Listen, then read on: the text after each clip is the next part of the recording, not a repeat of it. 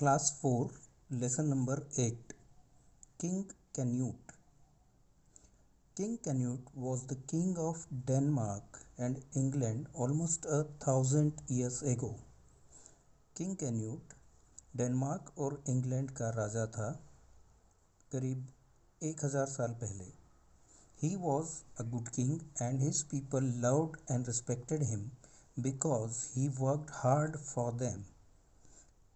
वो बहुत अच्छा राजा था और उसके लोग उसे बहुत प्यार करते थे, उसका बहुत सम्मान करते थे. क्यों? क्योंकि वो उनके लिए हमेशा अच्छा काम करता था, बहुत मेहनत करता था.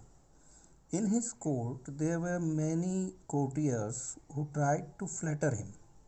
राजा के दरबार में बहुत सारे दरबारी थे जो उसे खुश करने की कोशिश करते रहते थे, उसकी चापलूसी करके. They told him how great he was. हमेशा कहते थे कि वो कितना महान है. They told him that he was the most powerful king on earth. वे उसे ये भी कहते थे कि वो इस धरती का सबसे ताकतवर राजा है. They thought that he would be pleased to hear such words. उनका ये सोचना था कि राजा इन बातों से खुश होता है. They hoped that he would be so pleased that he would give them whatever they wanted as reward.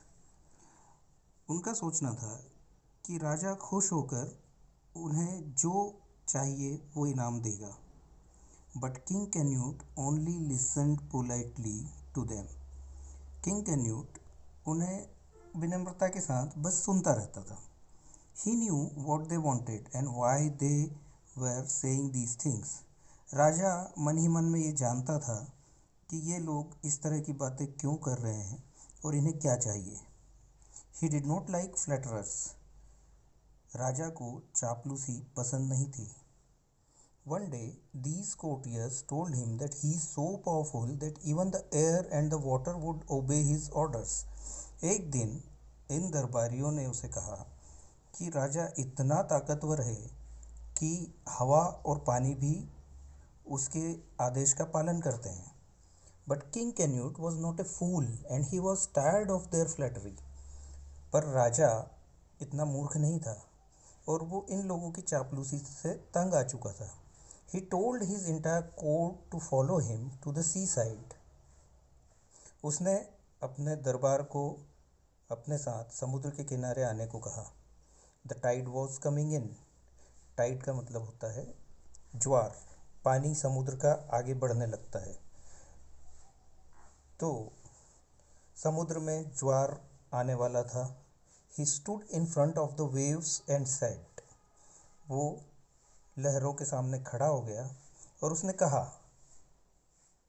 I, King Canute, the powerful, command you, O waves, roll back. मैं ताकतवर राजा कैन्यूट तुम्हें आदेश देता हूँ कि ये लहरों वापस लौट जाओ. Do not touch my royal feet. मेरे पैरों को टच मत करना, मेरे पैरों को छूना मत. Of course the sea did not listen to him.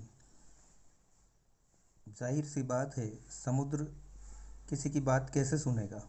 The waves kept coming and soon king Canute's feet and the feet of all his courtiers were well and truly wet. लहरें आती रही और बहुत जल्दी ही राजा और उसके सारे दरबारियों के पैर पानी में डूब गए. He turned to his shamefaced courtiers and said, Only God has the power to command the air and water. Remember that. अब वो अपने शर्मिंदा हुए दरबारियों की तरफ मुड़ा और उसने कहा, सिर्फ भगवान के पास वो ताकत है कि वो हवा और पानी को आदेश दे सके. ये हमेशा याद रखना.